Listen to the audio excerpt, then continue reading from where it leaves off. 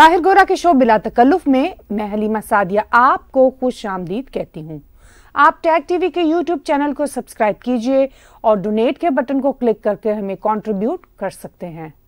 آج کے شو میں کئی اہم نیوز پر بات ہوگی۔ سیریا میں اسد خاندان کی حکومت کے خاتمے کے بعد اگلا مرحلہ کیا ہوگا؟ سیریا کے نئے انٹرم لیڈر محمد البشیر کے سامنے آ جانے کے بعد کیا سیریا کے کرائسس کے حل کا کوئی راستہ ملے گا؟ اسرائیل نے سیریا کے جس علاقے پر قبضہ کیا ہے، کیا اس کی وجہ سے کوئی نیا تنازع جنم لے گا؟ کینیڈا امریکہ کے تعلقات میں ایک نیا موڑ بھی سامنے آیا ہے۔ ڈونلڈ ٹرمپ نے جسٹن ٹروڈو کو سوشل میڈیا پر گورنر کیوں کہا ہے؟ انڈیا کے فارن سیکرٹری کا بنگلہ دیش کے وزٹ کا کیا کوئی پازیٹیو نتیجہ نکلے گا؟ پاکستان کے ISI کے سابق چیف پر پاکستان آرمی نے چارج شیٹ کا اعلان کر دیا ہے۔ اس کا پاکستانی پالیٹکس پر کیا اثر پڑے گا؟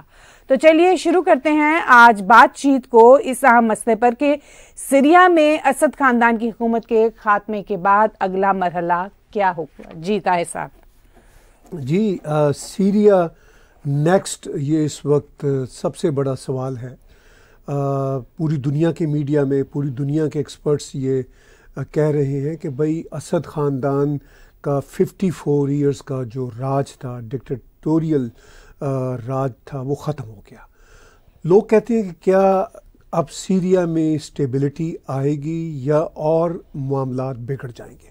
دیکھیے، پہلے سمجھنے کی ضرورت ہے کہ گزشتہ 54 سالوں میں سیریا کس طرف رہا۔ انہی کے باپ یعنی بشر الاسد کے جو باپ تھے، حافظ الاسد، جب وہ سیریا میں پریزیڈنٹ ہوا کرتے تھے تو تب وہ بڑا مختلف زمانہ تھا۔ یہ میں 2000 سے پہلے کے زمانے کی بات کر رہا ہوں، آلموسٹ مطلب 80s کی اگر ہم بات کریں، 90s کی بات کریں تو اس میں مجھے یاد ہے کہ یہ ایک طرح سے عرب پینزم کا دور تھا، جس میں صدام حسین تھے عراق میں، ادھر کرنل قذافی تھے، یہ سب ڈکٹیٹر تھے، لیکن یہ مختلف دنیا تھی۔ اور اس وقت اسد خاندان کے حوالے سے، خاص طور پر اس وقت حافظ الاسد تھے سیریا کے پریزیڈنٹ، تو یہ کہا جاتا تھا کہ سیریا ایک ڈائیورس کنٹری ہے in terms of religions, in terms of ethnicity. تو کہا یہ جاتا تھا کہ انہوں نے، حافظ الاسد نے سب کو جوڑا ہوا ہے۔ وہ ایک سیکولر طرح کی حکومت تھی جو وہ چلاتے تھے۔ پھر جب ان کا انتقال ہو گیا تو 2000 میں، سن 2000 میں بشر الاسد سیریا کے پریزیڈنٹ بنے، تو لوگوں کا خیال تھا کہ یہ باپ کی لیگیسی کو لے کر آگے چلیں گے، لیکن تب دنیا بھی بدلتی گئی۔ پھر یہ ہوا کہ 9/11 ہوا، اور اس کے بعد پھر عرب سپرنگ ہوا 2010-11 میں، اور پھر اس کے بعد نیا چیلنج شروع ہوا مڈل ایسٹ میں، کیونکہ مڈل ایسٹ میں ہر طرف جو ڈکٹیٹوریل نظام تھے وہ بھی شیٹر ہونا شروع ہو گئے۔ لوگ بھی تنگ آ گئے کہ بھئی اتنی لمبی جو حکمرانی تھی، لوگ ان سے جان چھڑانا چاہتے تھے، دنیا کے حالات بدل گئے۔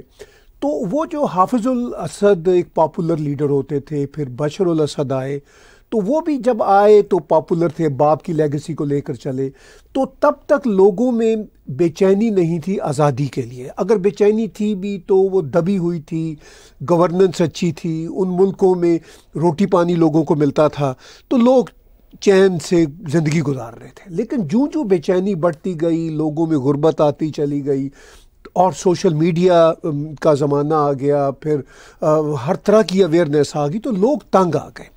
دیکھیے، فرینکلی دنیا کی کسی جمہوریت میں آج کے زمانے میں تو 4 سال بھی کسی شخص کا پرائم منسٹر یا پریزیڈنٹ رہنا کوئی آسان نہیں۔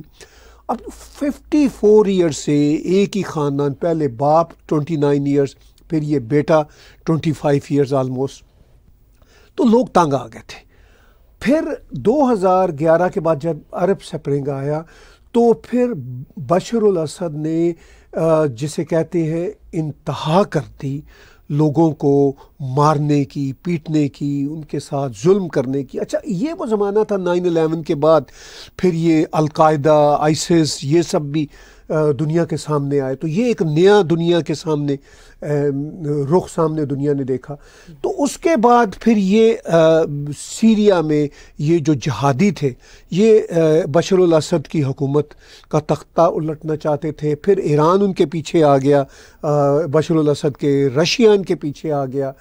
تو ایران خود ایک ایکسٹریمسٹ گورنمنٹ ہے، ان کا ایک نظام ایکسٹریمسٹ ہے، وہ شیعہ ایکسٹریمزم ہے. تو اینی ہاؤ یہ پھر نا لوگوں پہ ہر طرح سے ظلم ہوتے رہے.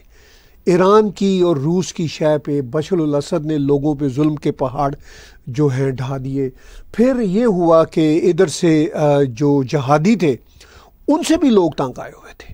لیکن جہادی بھی کچھ لوگوں کے لیے ایک جسے کہتے ہیں ہوپ ہوتے تھے، کیونکہ وہ لوگ جان چھڑانا چاہتے تھے آمریتوں سے. ان کو یہ نہیں پتا ہوتا تھا کہ یہ عام مر جائیں گے تو پھر جہادی کوئی کم خطرناک نہیں ہے. تو اس ساری صورتحال میں اب بشر الاسد گئے ہیں. بنیادی سوال آپ کا یہ تھا کہ نیکسٹ کیا ہے.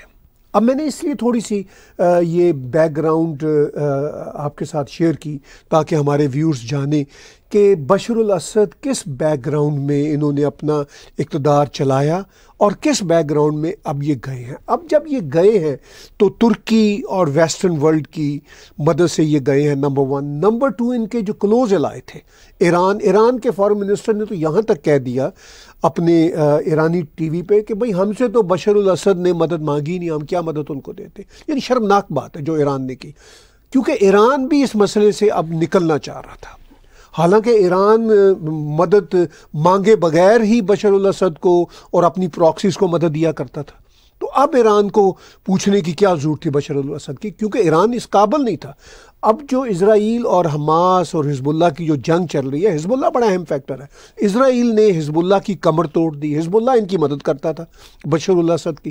تو کہا ہے نتن یاہو نے، پرائم منسٹر اسرائیل کے، کہ بھئی چونکہ ہم نے کمر توڑی تھی حزب اللہ کی اس لیے اس کی گورنمنٹ گر گئی. تو اب نیکسٹ یہ ہے کہ انٹرم گورنمنٹ بن گئی ہے، اس پہ بھی ہم بات کریں گے آگے چل کے. اور دنیا یہ جاننا چاہ رہی ہے کہ بھئی اب جو سول وار 2011 سے ہو رہی تھی، ایک دم سے فال آف دمشق جو ہے وہ بہرحال پیسفلی ہوا ہے، جیسے سو کالڈ افغانستان میں ہوا تھا، کیونکہ اشرف غنی بھاگ گئے تھے. یہاں بشر الاسد بھاگ کے ماسکو چلے گئے فیملی سمیت. تو اس لیے وہ فال آف سیریا جو ہے وہ ریلیٹیولی پیسفل ہوا ہے. اب نیکسٹ کیا ہوگا؟ نیکسٹ دنیا کے آگے یہی سوال ہے کہ وہاں پہ بہت ساری قوتیں ہیں، جہادیوں کے بہت سارے گروپ ہیں، وہاں پہ سیکولر لبرل فورسز ہیں، پھر ان کے اسد خاندان کے حامی بھی کچھ نہ کچھ ہیں ہی. تو یہ اتنے زیادہ گروپ ہیں، پھر وہاں کی اپوزیشن ہے. تو یہ آپس میں کیا لڑیں گے؟ دنیا یہ ایک سوال اٹھا رہی ہے، کیا یہ پھر ایک نئی طرح کا خون خرابہ ہوگا؟ لیکن ابھی ہم نے 3 روز میں دیکھا جب سے یہ فال ہوا ہے سیریا کا، کہ سب جو وہاں کے جہادی بھی ہیں، جو سیکولر بھی ہیں، وہ سب ابھی تک تو پیسفلی ایک دوسرے سے بات کر رہے ہیں. ان سب کو یہ پتا ہے کہ اگر اب ہم نے لڑائیاں کی تو بہت خون خرابہ ہوگا. لیکن کیا وہ یہ خون خرابے کو روک سکیں گے، لڑائیوں کو روک سکیں گے؟ یہ تو پھر آنے والے ہفتے اور مہینے بتائیں گے. چلیے اب آتے ہیں سیریا میں نئے انٹرم لیڈر محمد البشیر کا نام سامنے آیا ہے. کیا ایک ریبل لیڈر کے نئے انٹرم لیڈر بن جانے کے بعد سیریا کے کرائسس کا کوئی حل پاسبل ہے؟ کیا آپ اس کو حل مسئلہ سمجھتے ہیں یا حل سمجھتے ہیں؟ نہیں، حل بھی نہیں ہے اور مسئلہ ہی مسئلہ ہے. لیکن یہ ہے کہ کیا اس مسئلے کا کوئی حل نکلے گا؟ جیسا میں نے پیچھے کہا، یہ تو آنے والا وقت بتائے گا اس مسئلے کا کوئی حل نکلے گا یا نہیں نکلے گا. اب میں تو یہ کہوں گا کہ بشر الاسد سے محمد البشیر کا سفر ہے. اب بشر الاسد ایک ڈکٹیٹر بن چکے تھے. پہلے اتنے خوفناک ڈکٹیٹر نہیں تھے جب وہ آئے تھے، تب جیسا میں نے پیچھے کہا زمانہ اور تھا. پھر وہ دھیرے دھیرے عرب سپرنگ کے بعد تو وہ انتہائی خوفناک ڈکٹیٹر بن گئے. انہوں نے جو بھی ان کا مخالف تھا، چاہے وہ لبرل تھا، چاہے وہ جہادی تھا، چاہے وہ مذہبی تھا، انہوں نے یعنی بشر الاسد نے اس کو نہیں چھوڑا. پاور ہولڈ بھی، پھر وہ اتنا وہ یہ تھا نا کہ جینے مرنے کا مسئلہ تھا. وہ ایک ہمارے دوست کا شعر ہے کہ ایک دوسرے سے بچ کے نکلنا محال تھا، ایک دوسرے کو روند کے جانا پڑا ہمیں. تو وہ والی کیفیت تھی. اب اس ساری صورتحال میں اب یہ محمد البشیر کا نام سامنے آیا ہے، جو کوئی بہت جانی پہچانی ہستی نہیں ہے، جو ویسے بھی ریبل لیڈر جو سب سے زیادہ مشہور تھے وہ بہرحال نہیں بنے ہیں. وہ کسی وجہ سے نہیں بنے ہوں گے، کیونکہ انہوں نے سوچا ہوگا کہ وہ کنگ میکر ہی رہے. تو یہ انٹرم لیڈر کے طور پر سامنے آئے ہیں. اور ظاہر ہے ریبلز کا بہت بڑا کردار ہے بشار الاسد کی حکومت کو گرانے میں. انفیکٹ کردار تو ترکی اور ویسٹرن ورلڈ کا ہے، لیکن بہرحال ریبلز آگے ان کے مہرے تھے. اب یہ تو بن گئے ہیں انٹرم، جس طرح ایک طرح کے انٹرم جو چیف ایگزیکٹو بنے ہوئے ہیں بنگلہ دیش میں، تو وہ یہ کہہ رہے ہیں کہ بھئی میں نے تو الیکشن ابھی نہیں کروانے. اب یہ جو مسٹر البشیر ہیں، ان کا یہ کہنا ہے کہ بھئی میں اب آ گیا ہوں، اور انہوں نے ایک انٹرم کیبنٹ بھی تشکیل دینا شروع کر دی ہے، اور انہوں نے ایک چھوٹا سا خطاب بھی کیا ہے. اب انہوں نے اپنے خطاب میں امپورٹنٹ بات یہ کی ہے، چونکہ اب ایک نیا مسئلہ آ گیا جو شاید ہم آگے جا کے وہ زیر بحث لائیں گے. وہ مسئلہ یہ ہے کہ جیسے ہی بشار الاسد کی حکومت گری تھی، اسرائیل نے قبضہ کر لیا تھا گولان کی پہاڑیوں کے آس پاس کے علاقے میں، اور اس کو بفر زون قرار دے دیا، کیونکہ اسرائیل کا یہ خیال ہے کہ اب یہ جو جہادی ہیں وہ ان کے لیے مسئلہ نہ بنے. بائی دا وے یہ بھی کہا جا رہا ہے کہ یہ جو گورنمنٹ گری ہے بشار الاسد کی، اسرائیل کا اس میں بہت بڑا کردار ہے. خود اسرائیل کہتا بھی ہے کہ بھئی یہ گورنمنٹ اس لیے گری ہے کہ ہم نے حزب اللہ کو کمزور کیا تھا. پھر یہ جو ریبلز کے پاس اسلحہ آیا ہے، کچھ یہ بھی کہتے ہیں کہ جہاں ترکی نے اسلحہ دیا وہاں کچھ اسرائیل نے بھی اسلحہ دیا، کیونکہ ایسا تو ہوتا ہے. اب یہ جو ریبلز ہیں، ٹھیک ہے ان کو ویسٹرنرز نے سپورٹ کیا ہے، پہلے بھی القاعدہ کو، مجاہدین کو، ان سب کو امریکہ نے سپورٹ کیا تھا، مگر پھر یہ امریکہ کے گلے آن پڑے، پھر امریکہ کی ان کے ساتھ جنگ شروع ہو گئی. یہاں پر بھی ایسا کچھ نہ کچھ ضرور ہوگا. اب یہ ہے کہ ریبلز کا آئسس کے ساتھ تعلق ہے. اب امریکہ نے آئسس کے ٹھکانوں پہ حملہ بھی کیا، یہ کہتے ہوئے کہ بھئی اگر ہم آپ کو اسلحہ دے سکتے ہیں تو ہم آپ کو ٹھکانے بھی لگا سکتے ہیں، یعنی آپ پھیلنے کی کوشش نہ کریں، ہم آپ کو کنٹرول بھی کریں، ہم آپ کو ڈیل بھی دے سکتے ہیں اور ہم آپ کو کنٹرول بھی کریں. پھر یہ ہوتا ہے نا کہ وہ ان کے جہادیوں کے بھی کئی گروپس ہیں، یہ کاروبار ہے جہاد. کبھی یہ آئسس میں ہوتے ہیں، کبھی القاعدہ میں ہوتے ہیں، کبھی وہاں سے ٹوٹ جاتے ہیں، کبھی یہ تھوڑا ادھر رہتے ہیں، تھوڑا نیا گروپ بنا لیتے ہیں. یہ اس طرح چل رہا ہے، چونکہ سب ان کا پاور گیم ہے، کاروبار ہے، تو یہ اسی طرح چل رہا ہے. تو اس ساری صورتحال میں اب آپ کا یہ کہنا کہ کیا مسٹر البشیر یا انٹرم گورنمنٹ بن جانے کے بعد جو کرائسس ہے اس کے حل کا کوئی راستہ نکل رہا ہے؟ دیکھیے، اگر تو یہ انٹرم گورنمنٹ میس نہ کرے، اگر تو اس انٹرم گورنمنٹ نے فرض کیجئے اپنے آس پاس کے نیبرز کے ساتھ، خاص طور پر اسرائیل کے ساتھ کوئی میس کرنے کی کوشش کی، تو پھر یہ ایک اور نیا طرح کا تنازع بنے گا. اچھا چلیے، وہ تو بعد کی بات ہے، وہ تو ہم بعد میں ڈسکس کریں گے. لیکن زیادہ ضروری ہے کہ اگر یہ انٹرم لیڈر آپس میں ہی لڑ پڑے، اور پھر ان کی جو اپوزیشن تھی وہ لبرل سیکولر اپوزیشن تھی ریلیٹیولی یہاں سیریا میں، اگر ان کے ساتھ ان کی لڑائیاں شروع ہو گئی تو پھر یہ کرائسس تو حل نہیں ہوگا. اگر یہ آپس میں بیٹھ کے انہوں نے مل ملا کے گورنمنٹ چلانے کی کوشش کی، نمبر 1. نمبر 2، اگر انہوں نے اپنے نیبرز کے ساتھ کوئی پھڈے مول نہ لیے، خاص طور پر اسرائیل کے ساتھ جنگ مول نہ لی، تو پھر تو شاید کوئی نہ کوئی کرائسس کا حل نکل آئے. لیکن آئندہ چند ہفتوں کے دوران یا مہینوں کے دوران ہمیں اندازہ ہو جائے گا صورتحال زیادہ واضح کہ کیا یہ آپس میں لڑتے ہیں، دوسرے آس پاس کے ملکوں میں مسائل کریٹ کرتے ہیں، یا پھر وہاں پہ صرف بیان بازی کی حد تک رہتے ہیں اور ادھر یہ آپس میں نہیں لڑتے. تو پھر شاید اس کرائسس کا کوئی حل نکل آئے. چلیے اب اسی طرف واپس آتے ہیں. جیسا کہ آپ نے بھی کہا کہ اسرائیل نے سیریا کے ایک علاقے پر قبضہ کر لیا ہے، کیا اس کی وجہ سے مڈل ایسٹ میں کوئی اور بڑا تنازع جنم لے گا؟ یہ مسئلے کا حل ہے یا مسئلے کی بگننگ؟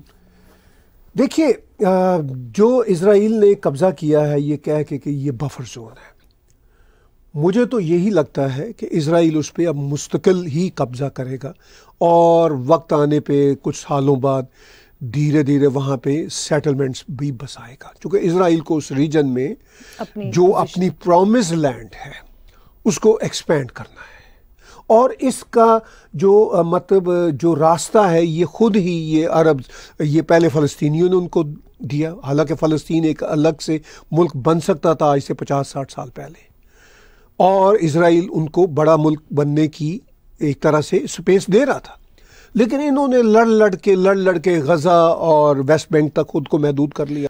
اب یہاں پہ یہ معاملہ ہے کہ اب اسرائیل نے تو یہ کہہ کے قبضہ کیا جی کہ ہم بفر زون جو ہے یہ گولان کی پہاڑیوں کا آس پاس کا علاقہ، ہم اس پہ انہوں نے 24 گھنٹے کے اندر قبضہ کر لیا۔ انہوں نے کہا کہ اس سے پہلے کہ انٹرم گورنمنٹ بنے انہوں نے قبضہ کر لیا۔ آج ہی یعنی 10 دسمبر کو عرب لیگ کے ایک سٹیٹمنٹ میں اس کی مذمت کی گئی ہے، جس میں ایجپٹ بھی ہے، حالانکہ ایجپٹ کے اچھے تعلقات ہیں اسرائیل کے ساتھ، سعودی عرب کے بھی برے تعلقات اسرائیل کے ساتھ نہیں ہیں، تو ایجپٹ نے بھی اور سعودی عرب نے بھی اور دوسرے عرب ممالک نے بھی اسرائیل کو کنڈیم کیا۔ وہ مجھے لگتا ہے کاسمیٹک زیادہ ہے، وہ کہنے کی حد تک ہے۔ اچھا، اب انہوں نے کنڈیم تو کر دیا، لیکن کیا اب یہ انٹرم لیڈر اور ان کی جو کیبنٹ، یہ جو نئی سرکار ہے، وہی جو میں پیچھے بات کر رہا تھا، کوئی اسرائیل پہ اٹیک کرتے ہیں تو اس کے بارے میں یہ تو ہمیں آنے والے دنوں میں پتہ چلے گا۔ اچھا، نتن یاہو نے پری ایمپٹیو کے طور پر پہلے ہی کہہ دیا، انہوں نے کہہ دیا کہ خبردار یہ جو نئے انٹرم لیڈر آئے ہیں، اگر انہوں نے ہمارے ساتھ کسی قسم کی جنگ مول لینے کی کوشش کی، پھڈا کرنے کی کوشش کی، تو ان کا حال بھی ہم وہی کریں گے جو بشار الاسد کا کیا۔ انہوں نے تو یہ بات کیا، یعنی کہ یہ اب آنے والے دنوں میں ڈیپینڈ کرتا ہے کہ ان کا آپس میں کس قسم کے تعلقات ڈیولپ ہوتے ہیں اور کس حد تک یہ ایک دوسرے کے ساتھ کنسنسس کے ساتھ چل پائیں گے۔ اس میں زیادہ امپورٹنٹ بات یہ ہے کہ اسرائیل اور یہ جو سیریا کی نئی گورنمنٹ ہے، مجھے ان کے بیچ کوئی بڑے پیار محبت والے یا اچھے تعلقات نظر نہیں آتے، وہ ہونے بھی نہیں چاہیے، نیچرل نہیں ہوں گے، کیونکہ ایک طرف اسلامسٹ حکومت ہے، دوسری طرف اسلامسٹوں سے لڑنے والی اسرائیلی حکومت ہے، تو ان کے تو تعلقات آپس میں اچھے نہیں ہونے چاہیے، مگر ان کی جنگ بھی نہیں ہونی چاہیے۔ اگر ان کی جنگ ہوئی تو پھر اس ریجن میں انسٹیبلٹی بڑھ جائے گی، پھر اسرائیل کے لیے بھی تھوڑا بہت چیلنج ہوگا، مگر اسرائیل سے زیادہ سیریا کی نئی بننے والی حکومت یا نیا بننے والا سیٹ اپ جو ہے وہ ایک اور مسئلے کا شکار ہو جائے گا، کیونکہ دیکھنے والی بات یہ ہے کہ اگر ترکی اور امریکہ کی مدد سے یہ انٹرم گورنمنٹ آ رہی ہے یا ویسٹرن ورلڈ پوری کی پوری پیچھے شامل ہے، تو پوری ویسٹرن ورلڈ اسرائیل کے ساتھ ہے، ہر وقت ہر صورت میں 19-20 کی بیان بازی کے باوجود پوری ویسٹرن ورلڈ اسرائیل کے ساتھ ہے۔ اگر وہ ان کو جہادیوں کو حکومت میں لا سکتی ہے تو اس کا مطلب یہ نہیں ہے کہ ان جہادیوں کی وجہ سے اسرائیل کے لیے کوئی بہت بڑا تھریٹ ہوگا۔ میں یہ کہہ رہا ہوں کہ یہ کسی صورت ممکن نہیں ہے کہ وہ ویسٹرن ورلڈ جو ان جہادیوں کو پاور میں لا رہی ہے، یہ جہادی اسی ویسٹرن ورلڈ کے خلاف ہو جائے۔ اگر وہ ہوں گے تو پھر وہ ایک شدید کرائسس کا شکار ہوں گے۔ چلیے اب آتے ہیں کینیڈا امریکہ کے تعلقات میں ایک نیا موڑ۔ ڈونلڈ ٹرمپ نے جسٹن ٹروڈو کو سوشل میڈیا پر گورنر کیوں کہا ہے اور اس کے کیا اثرات ہوں گے؟ دیکھیے، ڈونلڈ ٹرمپ نے سوشل میڈیا کی ایک پوسٹنگ میں کہا ہے کہ مجھے بہت خوشی ہوئی گورنر جسٹن ٹروڈو سے مل کے۔ اب انہوں نے پرائم منسٹر نہیں کہا، ایک تو یہی امکان ہوتا ہے ڈونلڈ ٹرمپ کے حوالے سے کہ وہ سلپ آف ٹنگ ہوگا، ایک پاسبلٹی، چلیے بینیفٹ آف ڈاؤٹ یہ ہے۔ دوسرا یہ ہوتا ہے کہ ایکچولی ڈونلڈ ٹرمپ کوئی اتنے بولے تو ہے نہیں، اور یہ دوسرا واقعہ ہے۔ ہاں، وہ تو خیر کچھ اور طرح کی پہلے بات تھی، لیکن یہ کچھ اور طرح کا واقعہ ہے۔ تو اب ڈونلڈ ٹرمپ کینیڈا کے حوالے سے کوئی اوبلیویس تو ہے نہیں، ان کو پتہ ہے کہ وہ کس سے مل رہے ہیں۔ ڈونلڈ ٹرمپ جب پہلے اپنے ٹینیور میں پریزیڈنٹ تھے تو تب بھی جسٹن ٹروڈو پرائم منسٹر تھے، تو تب بھی ان کی جسٹن ٹروڈو کے ساتھ ملاقاتیں رہی ہیں۔ اب وہ پریزیڈنٹ الیکٹ ہیں، ابھی انہوں نے آفس نہیں سنبھالا، اور ٹروڈو ان سے ملنے فلوریڈا بھی گئے تھے پچھلے ہفتے، تھینکس گیونگ جو امریکی ڈے تھا اس کے موقع پہ، چونکہ ہمارا کینیڈین تھینکس گیونگ ڈفرینٹ تاریخ پر ہوتا ہے، تو اس میں بھی انہوں نے مطلب کہا تھا جسٹن ٹروڈو کو کہ بھئی آپ کو ٹیرف کا کیوں مسئلہ ہے، اگر آپ کو اتنا ہی مسئلہ ہے آپ 51st state of the United States of America بن جائیے. تو وہ اس طرح انہوں نے موک کیا تھا. اب انہوں نے موک کیا ہے کہ جناب گورنر جسٹن ٹروڈو سے مل کے مجھے خوشی ہوئی. تو میرا یہ خیال ہے کہ یہ ٹروڈو کے لیے اور کینیڈا کے لیے کافی امبیرسمنٹ والی بات ہے اور شرم والی بات ہے. اس کا مطلب یہ ہے کہ میرا نہیں خیال کہ یہ سلپ آف ٹنگ ہے پریزیڈنٹ الیکٹ ڈونلڈ ٹرمپ کا. یہ وہ مسلسل جسٹن ٹروڈو کو موک کر رہے ہیں. یہ کوئی میسیجنگ نہیں ہے؟ یہ ایک میسیجنگ ضرور ہے. وہ ٹروڈو کو پسند نہیں کرتے، ٹروڈو کی پالیسیوں کو پسند نہیں کرتے، ٹروڈو کی جو امیگریشن کی پالیسی ہے جس کی وجہ سے امریکہ میں بھی مسائل کھڑے ہوئے تو ان کو پسند نہیں کرتے. تو اب ٹیرفز کا جو مسئلہ ہے وہ کافی گمبھیر ہے. دیکھیے کینیڈا کو اب دو بڑے ایشوز پریزیڈنٹ ٹرمپ کے آفس سنبھالنے کے بعد ہوں گے. ایک تو امیگریشن کا، جو انلیگل امیگرینٹس گئے ہوئے ہیں کینیڈا سے امریکہ کے پوائنٹ آف ویو سے، وہ امریکہ جتنے زیادہ سے زیادہ ممکن ہوا وہ کینیڈا واپس بھیجنے کی کوشش کرے گا. کینیڈا پہلے ہی امیگریشن کی پالیسیوں کو چینج کر رہا ہے اور کہہ رہا ہے کہ ہماری جان چھوڑے. اور یعنی امیگرینٹس کو، نئے جو امیگرینٹس نہیں کہنے چاہیے، اسٹوڈنٹس، ٹیمپریری ورک پرمٹ پہ آئے ہوئے، ان سب کو اب کینیڈا کہہ رہا ہے چھٹی کرو، بھاگو. اب وہاں سے اگر واپس صدر ٹرمپ بھیجتے ہیں تو کینیڈا کے لیے ایک اور چیلنج، ٹیرف ایک بہت بڑا چیلنج جس پہ کینیڈا کی اپوزیشن پارٹیاں ٹروڈو کو للکار رہی ہیں کہ بھئی تم کچھ نہیں کر سکتے، اتنا ہمارا قریبی تعلق ہے امریکہ کے ساتھ، امریکہ ہمیں نہیں بخش رہا اور یہ بڑی بری بات ہے. تو یہ ٹروڈو کے لیے میسیجنگ بھی ہے اور ہم کینیڈینز کے لیے بھی ایک پرابلم ہے چونکہ ہماری سرکار بڑی ویک ہے، پالیسیاں غلط ہیں. اگر پالیسیاں ٹھیک ہو، صدر ٹرمپ کے ساتھ یہ بیٹھ کے بات کرنا جانتے ہو ڈھنگ کے ساتھ، تو پھر شاید کوئی رستہ نکل آئے. لیکن ابھی تو صدر ٹرمپ کی طرف سے کافی ٹف ٹائم ملے گا کینیڈا کو. چلیے اب آتے ہیں انڈیا کی طرف. انڈیا کے فارن سیکرٹری کا بنگلہ دیش کا وزٹ حال ہی میں ہوا ہے. کیا اس کا کوئی پازیٹیو امپیکٹ ایکسپیکٹ کیا جانا چاہیے یا یہ ایک دورہ برائے دورہ ہی لینا چاہیے؟ نہیں، یہ بڑا امپورٹنٹ وزٹ تھا ان کا، اس لیے کہ جب سے اتنا شدید کرائسس بنگلہ دیش میں آیا ہے، ان کی former prime minister Sheikh Hasina نے ایگزائل کیا ہے انڈیا میں، اب وہ رہ رہی ہیں اور وہاں پہ جو ہندو ہیں بنگلہ دیش میں ان کے اوپر بہت مظالم اس وقت ہو رہے ہیں. تو اس کانٹیکس میں میرا خیال ہے کہ اتنا ہائی پروفائل وزٹ شاید پہلی بار ہو رہا ہے کہ فارن سیکرٹری گئے ہیں.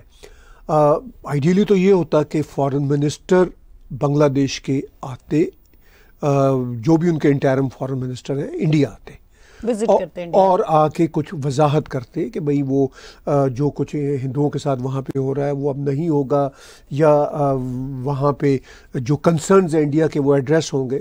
لیکن انڈیا ایک میچور ملک ہے، ایک بڑا ملک ہے اس ریجن کا، تو انڈیا نے بہرحال اپنے فارن سیکرٹری کو وہاں پہ بھیجا، اس لیے کہ وہاں کے جو انٹرم چیف ایگزیکٹو ہیں محمد یونس، وہ بس گلے شکوے کرتے رہتے ہیں کہ بھئی جو ہے ہمارے انڈیا والے ہمارے خلاف پروپیگنڈا کر رہے ہیں. وہ یہ ماننے کو تیار نہیں ہے کہ وہاں پہ ہندوؤں کے ساتھ کتنا برا سلوک ہو رہا ہے.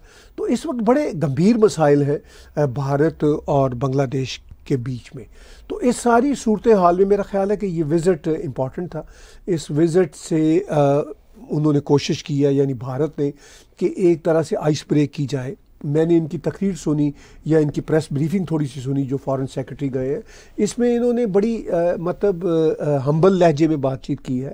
حالانکہ بھارت بہت بڑا دیش ہے اور انہوں نے کہا ہے کہ ہم نے اپنے جو کنسرنز ہیں، انہوں نے کہا ہے میں نے اپنے کاؤنٹر پارٹ جو ان کا فارن سیکرٹری بنگلہ دیش کا ہوگا تو ان کے ساتھ انہوں نے ڈسکس کیے ہیں. تو میرا یہ خیال ہے کہ اس وقت بھارت اور بنگلہ دیش کے تعلقات صرف ہندوؤں کے معاملے میں ہی کشیدہ نہیں ہے، ہر اعتبار سے بنگلہ دیش بھارت کو ذمہ دار قرار دے رہا ہے، بھارت کی انسلٹ ہو رہی ہے، بھارت کے جو فلیگ ہیں وہ وہاں کے سکولوں میں، بنگلہ دیش کے سکولوں میں زمینوں کے اوپر وہ پڑے ہوئے ہیں اور ان کے اوپر پاؤں رکھ کے لوگ جا رہے ہیں۔ اچھا، ایک آدھ واقعہ یہاں پہ بھارت میں بھی پھر ریاکشن کے طور پر ہوا جب بنگلہ دیش کے فلیگ کو نیچے زمین پہ لوگوں نے پھینک کے اس کے اوپر چلنے کی کوشش کی، تو تب تو بنگلہ دیش نے بڑا شور مچایا کہ دیکھیے جی بڑا ریسسٹ ملک ہے یہ، بڑے یعنی پھر وہ ہندوؤں کے خلاف ہو جاتے ہیں، حالانکہ بھارت از اے دیش فار ایوری باڈی۔ تو لیکن اب یہ ہے کہ بنگلہ دیش میں انفیکٹ بھارت کے خلاف جو نفرت ہے وہ بائی دا وے وہ 1971 جب سے بنگلہ دیش بنا ہے تب سے چلی آ رہی ہے۔ سیڈلی انہوں نے مانا ہی نہیں، جماعت اسلامی وہاں کی اور وہاں کے جو اسلامسٹ گروپس تھے وہ تو بھارت کے ہمیشہ سے خلاف رہے ہیں۔ جو ان کے حق میں عوامی لیگ والے تھے وہ بھی میں نے مطلب ان میں سے بھی اکثر بہرحال بھارت کے حق میں ہوتے تھے، بھارت کے تھینک فل رہتے تھے کہ بھارت نے ان کو انڈیپینڈنس دلائی، لیکن ان میں سے بھی کچھ لوگوں کے ساتھ میرا انٹریکشن ہوا ہے وہ بھی بھارت کے خلاف بولتے تھے۔ میں یہاں کینیڈا میں کچھ جو ہے نا مکتی باہمی کے کچھ لوگوں سے ملا جو پہلے مطلب مکتی باہمی کے ہوتے تھے اور وہ ایک دم سے اسلامسٹ ہو گئے ہیں، وہ یہاں کینیڈا میں رہتے ہیں، میں ان کا نام نہیں لینا چاہتا، میرے واقف کار ہے، تو وہ بھی مطلب اس سلسلے میں بات چیت کر رہے ہیں۔ بائی دا وے یہ جو سکرین پہ آج صبح ہی پروٹیسٹ کی ہم جھلکیاں دکھا رہے ہیں، یہ پروٹیسٹ ہوا تھا، آپ اور میں گئے تھے آج منڈے کو 10 دسمبر کو جب international day of human rights ہے آج کا، تو وہاں پہ بنگلہ دیشی قونصلیٹ کے باہر کھڑے ہو کے جو کینیڈین ہندوز ہیں انہوں نے ٹھنڈ میں کھڑے ہو کے اپنے کام کاج کو چھوڑ کے وہاں پہ پروٹیسٹ کیا۔ انہوں نے کہا، بنگلہ دیشی گورنمنٹ سے کہا کہ بھئی محمد یونس آپ مرڈرر ہو، انہوں نے یہ نعرے لگائے۔ تو بہرحال اب یہ جو وزٹ ہوا ہے بھارت کے فارن سیکرٹری کا بنگلہ دیش کا، تو اس وزٹ میں انہوں نے یہ مسئلہ بھی اٹھایا جو ہندوؤں کے ساتھ ظلم ہو رہے ہیں، اور یقینی طور پر انہوں نے سارے اپنے کنسرن شیئر کیے ہوں گے۔ اب یہ بنگلہ دیش کے اوپر ہے سارے کا سارا دار و مدار، ذمہ داری ان کے کاندھوں پہ ہے کہ کیا وہ بھارت کے ساتھ بگاڑ کے اپنی اکانومی، اپنی انڈسٹری، اپنے بارڈرز کو برباد کر سکتے ہیں۔ بائی دا وے آج جب ہم پروٹیسٹ میں گئے تھے تو ایک بنگلہ دیشی نے ہمارے اوپر مطلب برا بلا ہمیں کہا، ہم چونکہ میڈیا کوریج کے لیے گئے تھے، تو ایک وہ مطلب کتنا ایگریسو آدمی تھا۔ تو اگر کینیڈا میں گالیاں اگر کینیڈا میں بنگلہ دیشی جو گاڑی چلاتا ہوا آیا، اگر وہ مطلب اس طرح کی حرکت میڈیا کے ساتھ کر سکتا ہے کینیڈا میں، تو میں امیجن کر سکتا ہوں کہ بھارت میں ہندوؤں کے ساتھ، بیچارے ہندوؤں کے ساتھ کتنا برا سلوک میں کیا ہو رہا ہوگا۔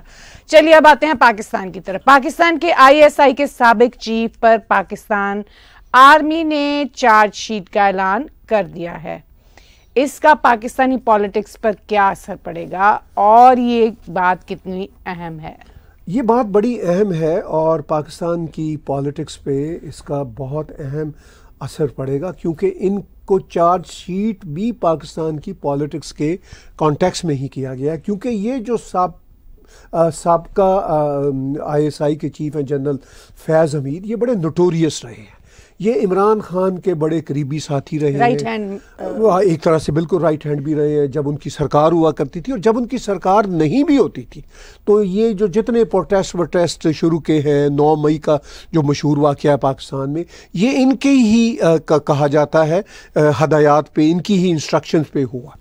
تو جنرل فیض حمید اب کچھ مہینوں سے پاکستان آرمی کی تحویل میں ہے، یہ بڑا انیوژل ہے، فارمر آرمی جنرل اور جو ISI کا فارمر ڈائریکٹر، وہ اس کو چارج شیٹ کیا، اس کو کورٹ مارشل کی طرف لے کے جا رہے ہیں۔ یہ بہت بڑا پریسیڈنٹ ہے، بہت بڑا، وہ بھی پولیٹیکل وجہ سے ہے نا، چونکہ عمران خان اس وقت پاکستان میں بہرحال سب سے پاپولر لیڈر ہے، ان کی جماعت سب سے پاپولر ہے، ان کی پاپولیرٹی کو دبانے کے لیے اس صاحب کو، جنرل فیض حمید کو اب اسکیپ گوٹ کے طور پر استعمال کیا جائے گا، قربانی کے بکرے کے طور پر استعمال کیا جائے گا، ان کو پریس کیا جائے گا، ان کے اوپر چارجز اب لگ گئے ہیں، چارج شیٹ ہو گئی ہے، اس سے پہلے بھی انویسٹیگیشن چل رہی ہے، یہ کورٹ مارشل کی طرف چل رہے ہیں، ابھی کو 2-3 مہینے پہلے تو یہ خبریں بہت گرما گرم تھی، لیکن پھر ہم نے یہ سنا کہ پاکستان میں کوئی بیک ڈور ڈیل کی بات عمران خان سے ہو رہی تھی، لیکن عمران خان بھی بہت سخت مزاج آدمی ہے، یہ ہٹ درم آدمی ہے، اس بات کا انہیں کریڈٹ بھی دینا چاہیے اور ڈس کریڈٹ بھی دینا چاہیے، دونوں باتیں ہیں۔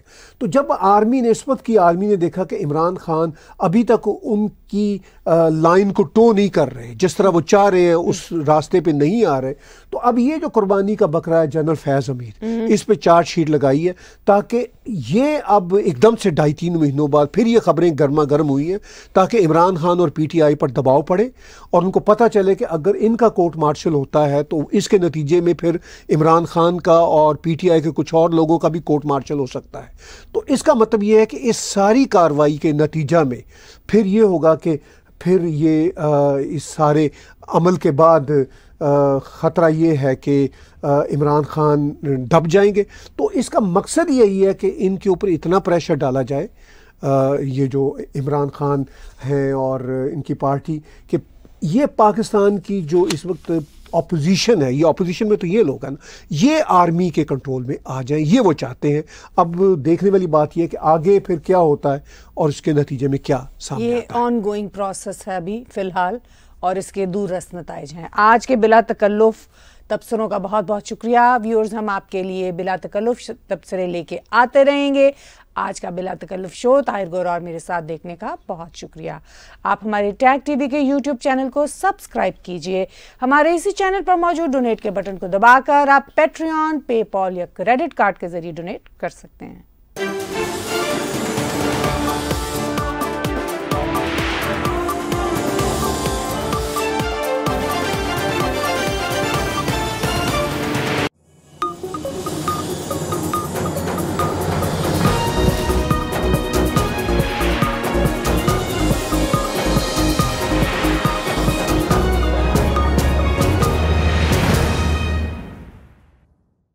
Subscribe Tag TV YouTube channel and press the notification button.